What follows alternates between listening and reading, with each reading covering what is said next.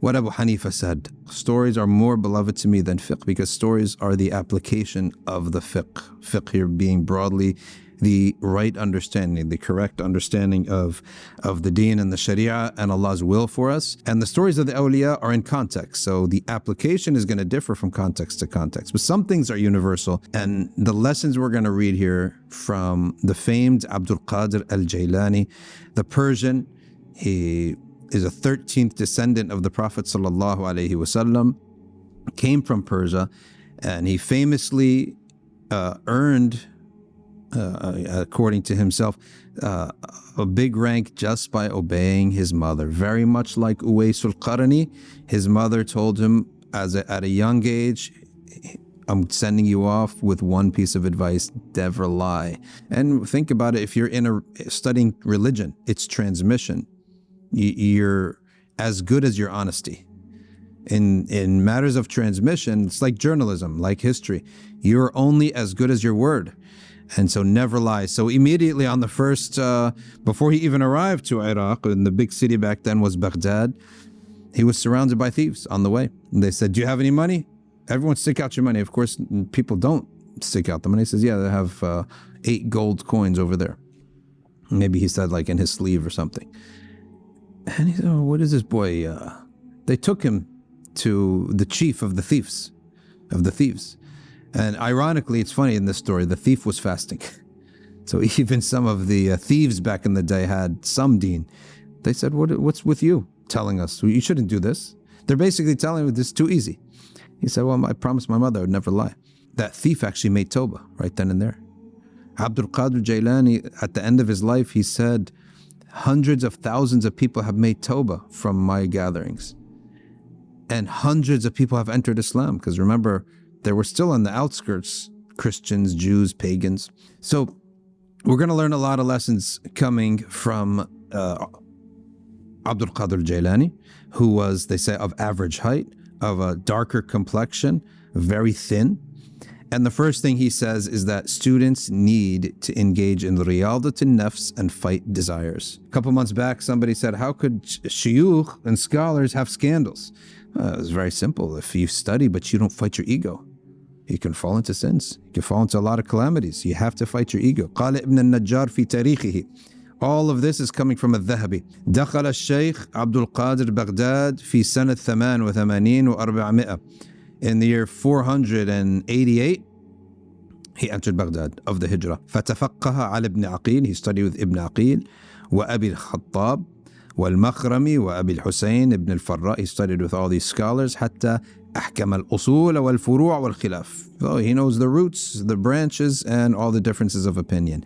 وسمع الحديث وقرأ الأدب. He studied hadith, he studied literature.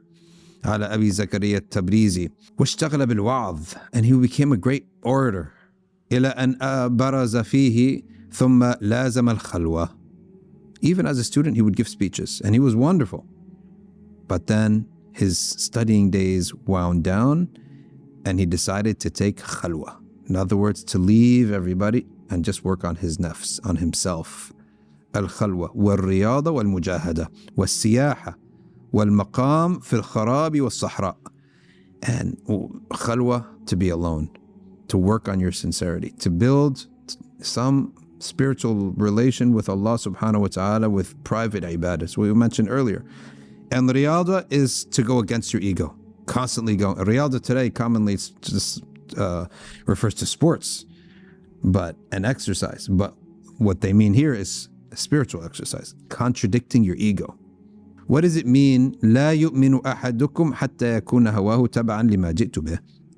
None of you truly believe until his ego, his nafs, his desires are in accordance with what I have brought.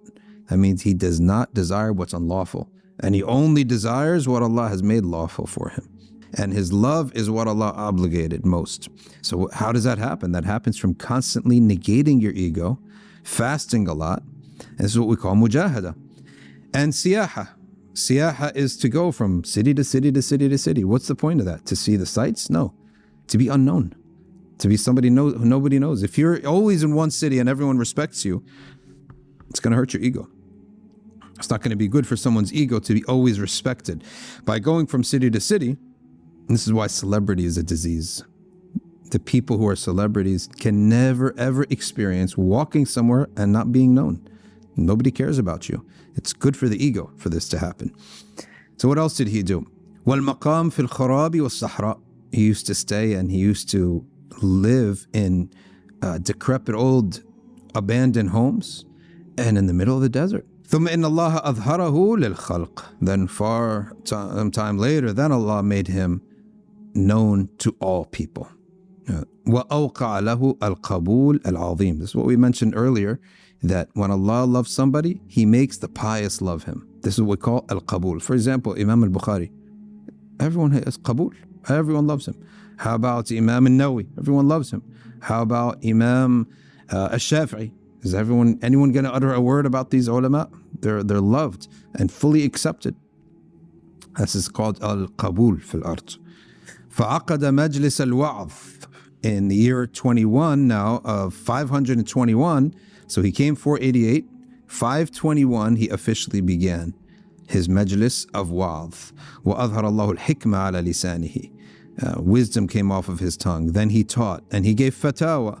And people would now go to Baghdad just to see him.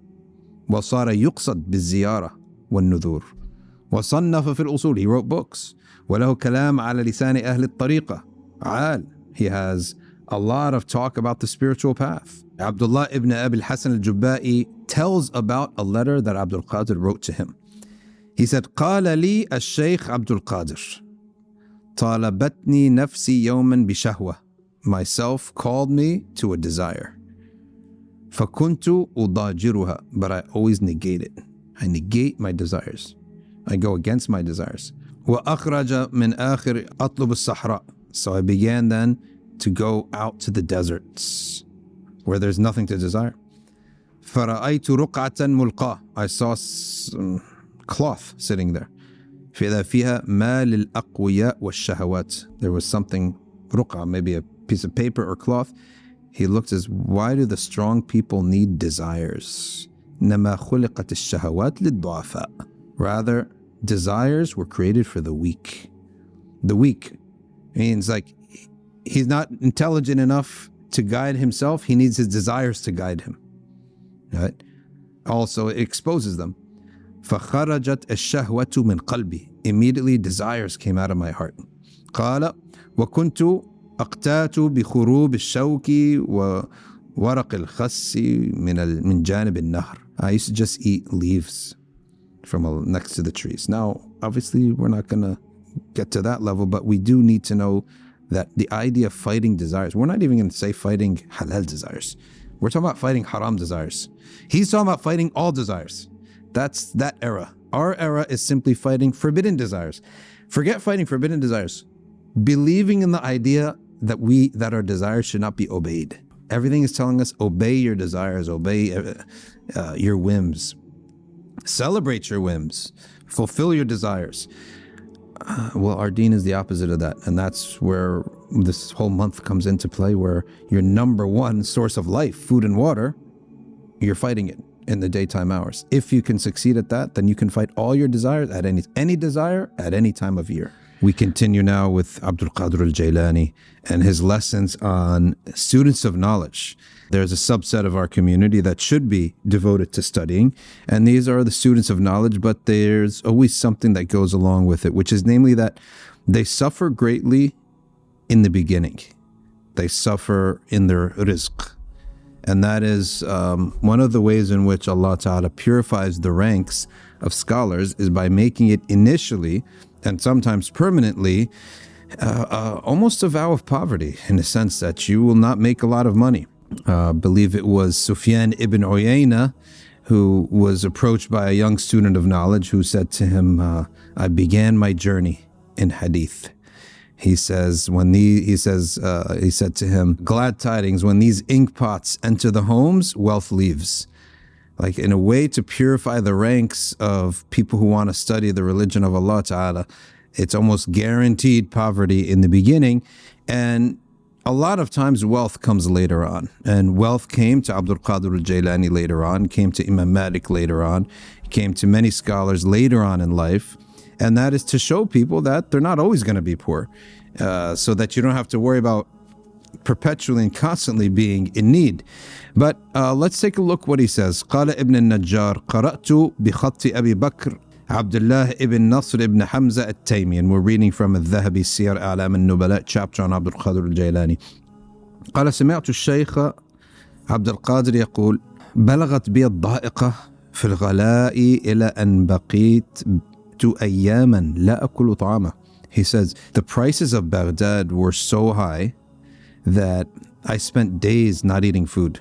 And Al-Jailani gave a little poem. He said, بغداد مدينة مشرقة. Baghdad is a luminous city. تضيق فيها النفقة. All right, your monthly expense in that city is going to be used up. تضيق, right? Barely have enough. قارون لو حل بها. If the great wealthy Qarun from time of Bani Israel, if he lived in Baghdad today, جاز له الصدقة. He would be eligible for zakah. Right? That's how expensive things became. It's like living in Manhattan today. So it's like the very basic simple thing, like a parking spot or any little basic thing costs you a lot. قال كنت أتابع المنبوذات. I used to have to eat by finding what people discarded. People ate like half a dinner, you go take the rest. فخرجت يوما إلى الشط, and I went out there to the edge of the sea. فوجدت قد سبقني الفقراء. The poor were already there. المنبوذات could maybe not even from people, could be like what the river sent out, like things that came out of the river. So just to be accurate with the translation, al-manbudh is a general word of discarded things. So the poor were already there, right? So I became weak. I couldn't, they're already fishing and taking everything from there. وعجزت عن التماسك فدخلت مسجدا. I went into a masjid and I sat down. وكدت أصافح الموت, and I thought, this is it, I'm going to die. That's how poor and how hungry he was. ودخل شاب أعجمي معه خبز وشواء. At that point, a Persian youth came in, and Abdul Qadir al-Jilani is also Persian. Ajami for in Baghdad, it usually meant Persian. He had bread and he had roasted meat. And he sat eating. جلس يأكل فكنت أكاد كلما رفع لقمة أن أفتح فمي. He said it's as if every time he'd put a bite of food to his mouth, I would open my mouth wishing that it would get into my mouth. فالتفت فرآني. So he looked and he saw me. فقال بسم الله, come and eat. I said no, I don't want anything from, no handouts. فأقسم عليه, he swore, come and eat. So I said okay. I went and I ate. وأخذ يسألني ما شغلك ومن أين أنت. He said, what are you doing here? Where are you from? He says, I'm a student of knowledge from Jaylan. متفقه من Jaylan, seeking fiqh, and I come from Jaylan. قال, and I'm also from Jaylan. Jaylan is like a suburb today, I think, of Tehran in Iran. Right? Could you look that up actually? Jaylan. Sometimes they call it Kaylan. قال وأنا من جيلان فهل تعرف لي شابا جيلانيا اسمه عبد القادر. He said, by the way, do you know a Jilani boy here named Abdul Qadir? He said, يعرف بسبط أبي عبد الله الصومعي الزاهد. He said, he's gave this description. فقلت, I'm him, أنا هو. And the man starts laughing. فاضطرب لذلك وتغير وجهه, and his face changed. قال والله يا أخي, so wallahi my brother, I've been looking for you in Baghdad and I have some money left over. I've been sent here with some money from your family. So I asked about you, I couldn't find you. فلم يرشدني أحد إلى أن نفدت نفقتي. My own money ran out, and I was for 3 days could not even find food. I had to take this meal, I had to buy it from your money. So what Abdul Qadir al-Jilani didn't want to take anything from anybody, and yet this man swore upon him to eat with him, he ends up taking this meal from his own money. So this was actually your money that we bought this food from. فلما كان هذا اليوم الرابع قلت قد تجاوزتني 3 أيام وحلت لي الميتة. I'm so hungry, I can even eat meita right now, that I have to take the money that, the wadi'ah, this money that I'm supposed to give to Jilani, to this Jilani youth, I have to take it for myself now. Buy bread and meat with this money. So eat, because this is all yours. فَإِنَّهُ إِنَّمَا هُوَ لَكْ وَهُوَ مَالُكْ وَأَنَا ضَيْفُكَ, and I'm your guest right now. Now I'm your guest because this is actually your money. فَقُلْتُ وَمَا ذَاكَ? He says, أُمُّكَ. He says, it's your mom. Okay? She sent this money for you. Wallahi ma khuntaka fiha ila al-yawm. And I was honest with you about this money. فَسَكَنْتُهُ وَطَيَّبْتُ نَفْسَهُ. So I said, it's okay, eat from it, no problem. All right, and I gave him some to go back to Jilani with. So people in seeking knowledge, their origin is always tight. It's always tough. And yet they make it. And Allah makes them make it, and it makes especially some of them become very well off, to show the rest of the world that it is possible. They will make their ends meet and they will live well. But in the beginning, it's not promising. Otherwise, every fasiq and munafiq would come into the field of knowledge and it would be corrupted. Abdul Qadir al-Jilani, he was very concerned with purifying his spiritual state, purifying his heart. And when you do that, you have ahwal, states. فَكُنْتُ أَتَمَنَّى مَنْ يَكْشِفُهَا لِي.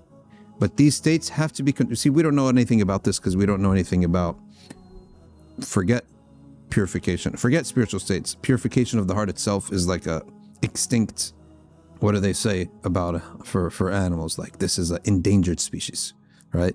Forget spiritual, we don't understand what they're saying about spiritual states. We have no reference point because mere purification is an endangered species.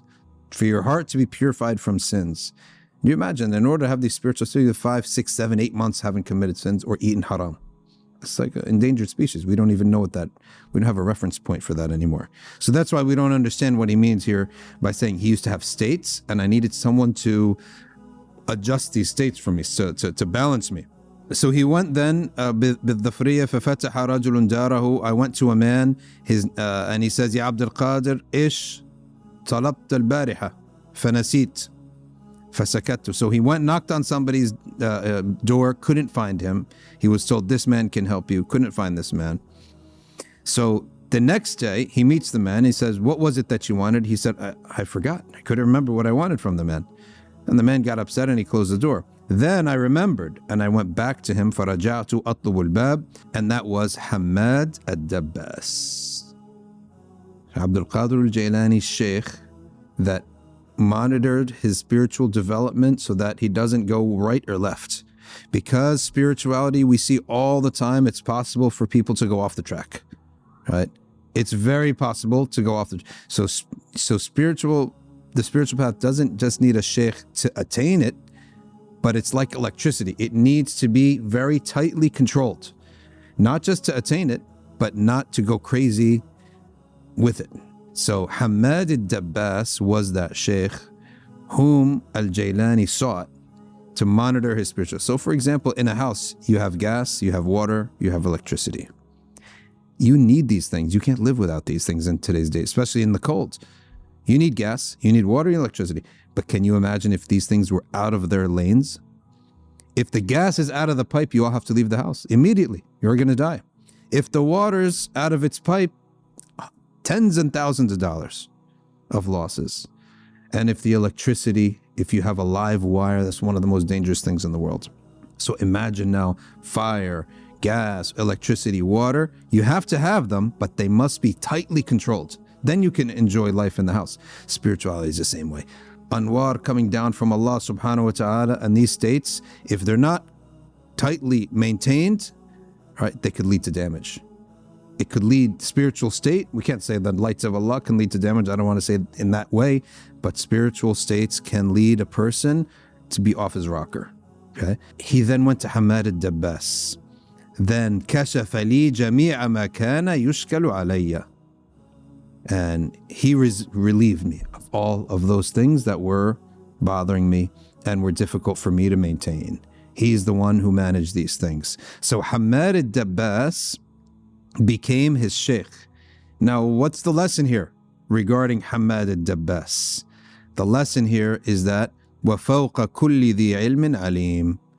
Everybody who is a alim, everybody who is a da'iyah, everybody who is anything has to have somebody above him, has to have somebody helping him, has to have somebody advising him. There is no such thing as a free agent, especially in our day and age. And we're not going to talk about spiritual states, just navigating the politics, navigating different issues, navigating fame and celebrity that people attain, navigating power, navigating all these other things, let alone forget spiritual states, which is something foreign to us. Navigating all these things as an adult, you need advisors. If the great Abdul Qadir al-Jilani had a Sheikh, Hamad al-Dabbas, then we definitely, وَفَوْقَ كُلِّ ذِي عِلْمٍ عَلِيمٍ. Every one of us has to have a mentor. It doesn't have to be some official relationship. You just knocked on his door and said, I need your help. Give me some advice. Just like that. And now we go back to Hamad al-Dabbas. Hamad al-Dabbas was Abdul Qadir al-Jilani's Sheikh and Murabbi. He didn't just teach him knowledge, he taught him character, and he taught him sabr. And let's take a look at this very interesting method that he had. قال وكنت إذا غبت عنه لطلب العلم وجئت يقول إيش جاء بك إلينا أنت فقيه. He said that he used to attend to Hamad al-Dabbas for spiritual development, and he used to seek his fiqh elsewhere. And Hamad al-Dabbas used to teach al-Jilani patience and humility and obscurity and everything against his ego. If anyone did what Hamad al-Dabbas did these days, the mosque board would be on your back in 2 seconds and the parents would be all over you. He says, if I spent a lot of time with the scholars, then a long time passed before I came to Hamad al-Dabbas, Hamad would say to me, and what do you want from me? Right? You're a big scholar now, right? You're a big scholar. What are you dealing with me? Leave us little people alone. You're the big shot. And he would make him feel guilty. He would make him feel arrogant. Al-Jilani would have to humble himself. He said, I would be quiet. Yeah. And Jilani, Dabbas would say, go be with the famous shuyukh. Forget us. We're little people here. He said, I would be quiet. One Jama'ah, I went out with him, and he had his group with him, Hamad al-Dabbas, and it was a cold day. Suddenly, I walked right up next to him, and lo and behold, he gives me an elbow. فَدَفَعَنِي أَلْقَانِي فِي الْمَاءِ. He knocked me into the river. What do they have there in Iraq, in Baghdad? The Euphrates, right? The Euphrates, and then it breaks into the Tigris and the Euphrates. فَقُلْتُ خير غسل الجمعة. I said to myself, I'll take it as غسل الجمعة. Today, what would happen if someone did that? Subhanallah. Back then, they had trust. They knew this was a Sheikh Murabbi. Murabbi means someone who takes you from rank to rank. And in this case, it's the rank of your character, development of your character. So he knocked him into the river. He said, كان علي جبة صوف. I had a wool garment. You know, when wool gets wet, it's the worst. وفي كمي أجزاء. And I had some books that I used to put in my sleeve. So I just lifted my sleeve so it doesn't get wet. And then I intended غسل الجمعة. فرفعت كمي لألا تهلك الأجزاء وخلوني. And they kept walking. ومشوا. They didn't even bother to help me out. So I came out, I took my jubbah off, I squeezed it, and I ran to catch up with them. تأذيت بالبرد كثيرا. I was extremely cold. I was harmed by this cold. وكان الشيخ يؤذيني ويضربني. The Sheikh would always be jabbing at me, saying something, all right, knocking me over, hitting me with a stick, go do this, go get that, always mistreating him. SubhanAllah, what is this? Ajib. And if I came, he would say, oh, subhanAllah, we had so much bread. He says here, al-khubz al-kathir wal-faludaj. We had bread, we had meat, we had faluda, but we ate it all. We didn't leave any for you. We knew you were coming, but we still didn't eat it. Subhanallah. ما خبأنا لك وحشة عليك. So what happens now? فطمع في أصحابه. Okay. Now the other students start ganging up on him, right? And the other students would start laughing and say, أنت فقيه, إيش تعمل معنا? And they started doing what the Sheikh did. Hamad al-Dabbas would pour all this abuse on al-Jilani. And now the other students start doing this and saying, oh, what are you doing with us? You're the big shot. Go with the big shots. Leave us alone. Okay. Then فَلَمَّا رَآهُمْ يُؤْذُونَنِي. When Hamad al-Dabbas saw them doing that, he became angry. He says, Ya kilab, you dogs. Okay? Why are you talking like that to him? Wallahi, none of you are like him. I'm only doing this to test him and strengthen his patience. And I find him to be a mountain. Okay? I'm testing him. I'm hurling this abuse at him to see how he's going to react. And he's a mountain. And this is like some serious tarbiyah, toughness, mental. In today's parlance, we call this today mental toughness. Okay? You want to call it spiritual toughness. You want to call it tarbiyah. Umar ibn Khattab says, "Ikhshaw shinu, fa inna an-ni'ma la tadum." Be rough around the edges. In other words, have the ability to suffer a little bit. Have the ability to be knocked around a little bit. Have the ability to be disappointed, to be pushed around, to be sent to the back of the line. You should have that ability. That shouldn't break us. And this is a huge message in the softest country in the world, probably in the history of the world.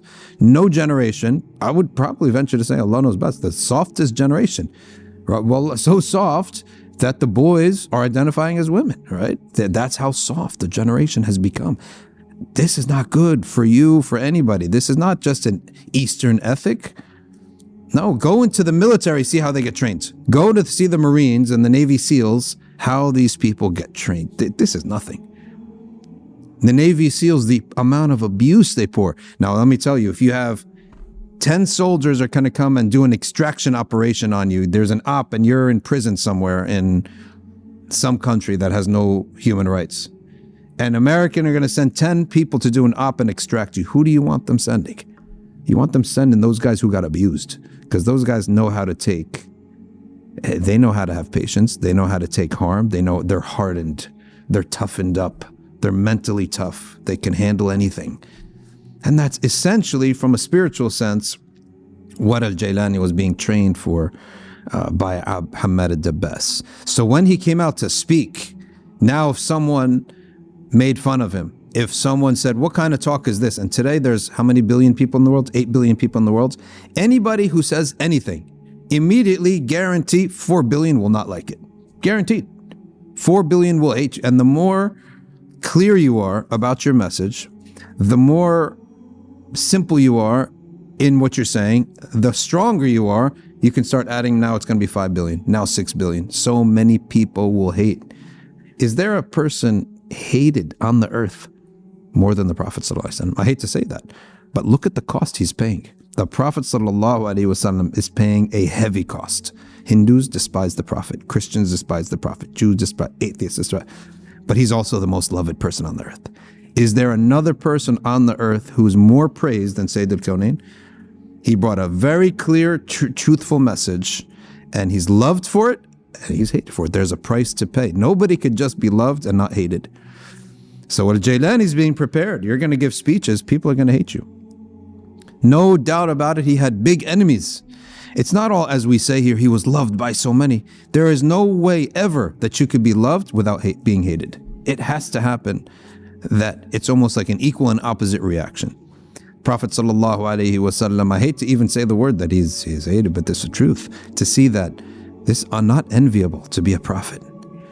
It is not an enviable position. It's a position you would never want. We would never bear 1.1% of the abuse, of the least abuse that any prophet has gotten.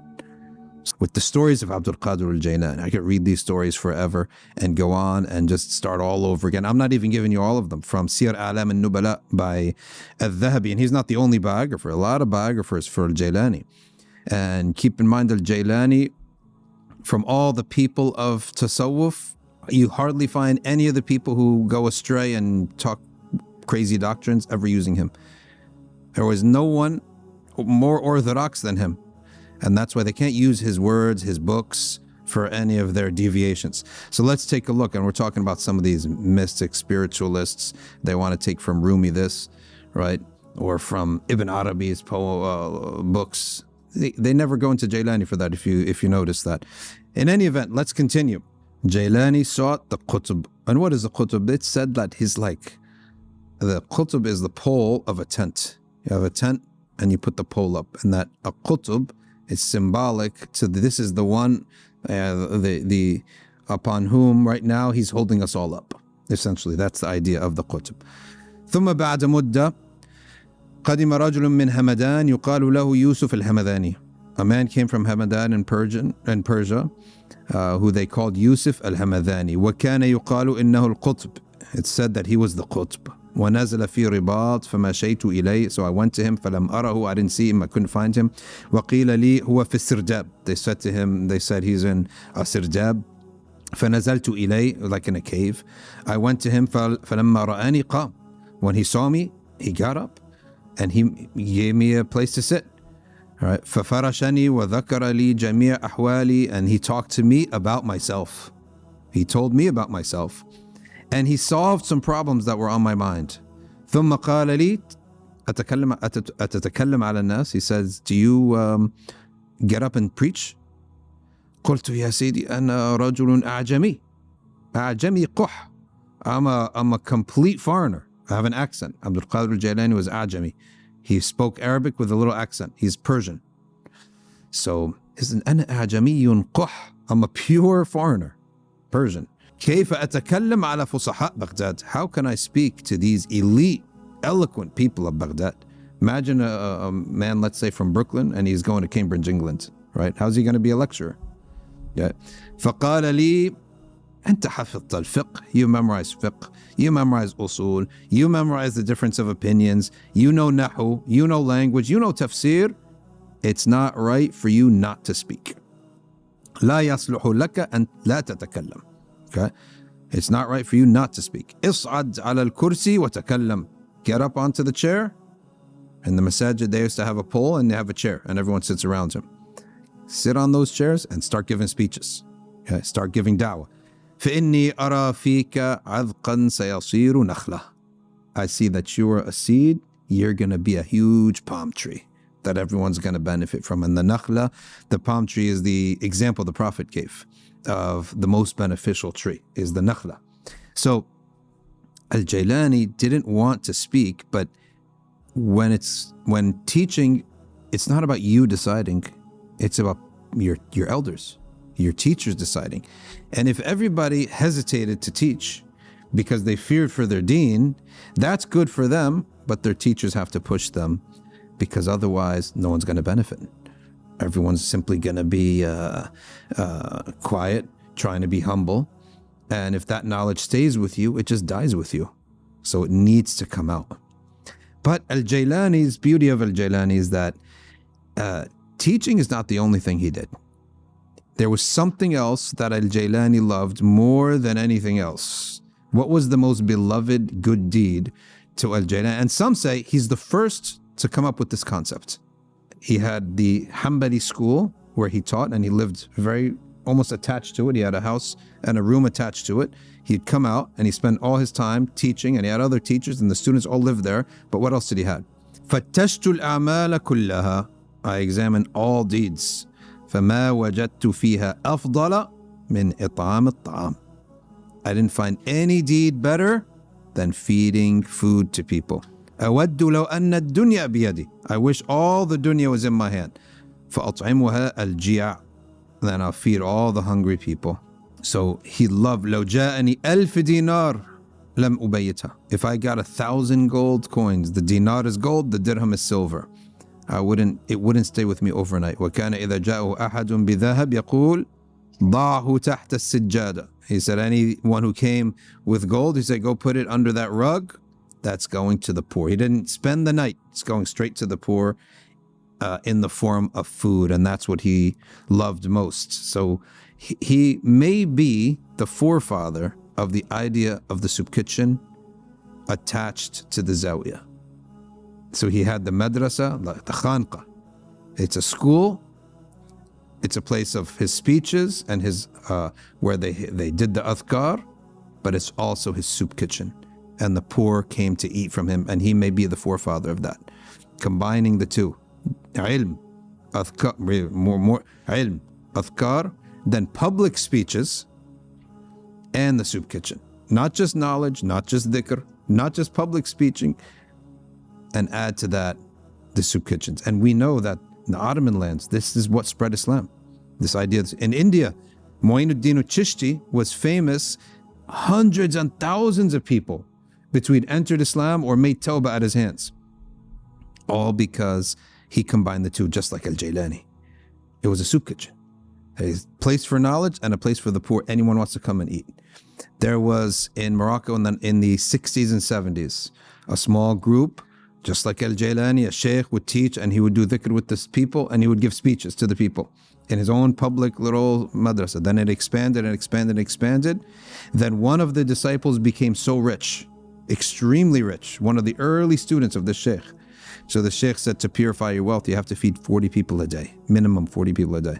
So they had their masjid area, then they had an open area for everyone to come in, and they would put out a long set of tables. Every single day, that rich man, he had people paid to put out a public dinner. And this is why our societies were good. And the poor never envied the rich. And Marxism never developed in those, they took socialism and Marxism as a foreign doctrine and brought it over. It never developed. The poor didn't hate the rich when they were pious like this. Every day, free dinner. Just imagine this. Because of these righteous men, we don't go hungry. Subhanallah. Because of these righteous awliya, right? There's just the idea of there not being food. It's not even an idea. Doesn't even pass. Nonetheless, Al-Jilani, he became extremely famous afterwards. Despite his poverty, he became so famous. Kings, princes, generals, they would all come to that khanqah, became world famous in the Ummah. They'd all have to go see Abdul Qadir al-Jilani. It's almost like sightseeing almost. He passed by Baghdad, you have to go see him. They would go to his khanqah and sit. What did he say? He reached a level of fame that he once said to one of his students, he says, there's nothing I wish more than to be alone in the desert again, like the old days. He longs for the days where nobody knew him. قال أتمنى أن أكون في الصحاري والبراري كما كنت في الأول. Just like I was in the old days, just me and Allah. Nobody knew who I was. Nobody came to visit me. لا أرى الخلق ولا يروني. I can't offer anything to creation. They don't want anything from me. They don't know me. They don't care about me. Subhanallah. ثم قال أراد الله مني المنفعة. Allah willed for me to benefit the creation. فقد أسلم على يدي أكثر من 500. He said, people who took Islam from me became Muslim at my hands. More than 500 people became Muslim. وتاب على يدي أكثر من 100,000. More than 100,000 people made tawbah at my hands. Subhanallah. وهذا خير كثير. This is a lot of good. وترد علي الأثقال التي لو وضعت على الجبال تفسخت. He said, I'm carrying burdens now. He carries burdens. If these burdens were put on mountains, think of it, you're a social, beyond just a social figure, like a pillar of a whole ummah. Burdens are put on me. If they were put onto a mountain, they break up. فأضع جنبي على الأرض. I put my head on the ground. وأقول فإن مع العسر يسرا إن مع العسر يسرا. With this hardship will come ease. With this hardship will come ease. أرفع رأسي وقد فرجت عني. I come back up, I lift my head, and all the burdens, the stress is gone. Subhanallah. And this is how Abdul Qadir al-Jilani, Subhanallah al-Azim, used to literally be a pillar of the Ummah, carry the Ummah, and lived. Take one more thing about how he lived. مرآة الزمان كان سكوت الشيخ أكثر من كلامه. His silence was greater than his speech. وكان يتكلم على الخواطر وظهر له صيت عظيم وقبول تام. He closes by saying that he used to be silent more than he would talk. Although his function in society is a speaker, but he would be silent more than he would talk. And his biggest karama was he would speak about people's thoughts. In other words, you're thinking about something, in his speech he says it. You're having a doubt, in his speech he alleviates your doubt. You're having a bad thought even, right? He fixes it, right? Or he warns you about it. And he had, by the end of his life, qabulun tam. We said, I'm sure everybody who's loved has enemies, but by the end of his life, nobody could stand in front of Al-Jilani. كان له القبول التام. Complete acceptance in the Baghdadi society and the Ummah. وما كان يخرج من مدرسته إلا يوم الجمعة. At the end of his life, he'd stay in his ribat, his school, his masjid, except for Jummah, because in those schools they don't pray Jummah. Pray Jummah in the big mosque. تاب على يده معظم أهل بغداد. The majority of Baghdad were touched by his preaching and repented at his hands.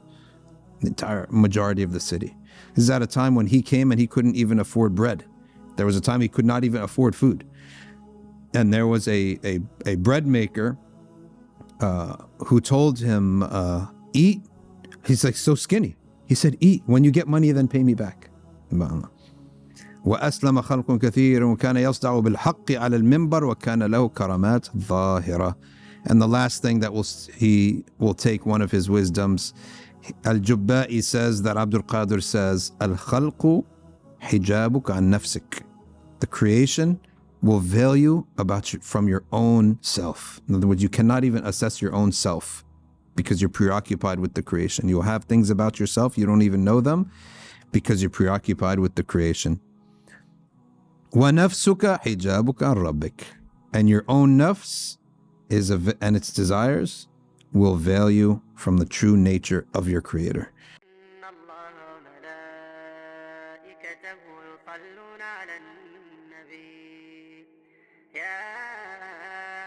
أيها الذين آمنوا صلوا عليه وسلموا تسليما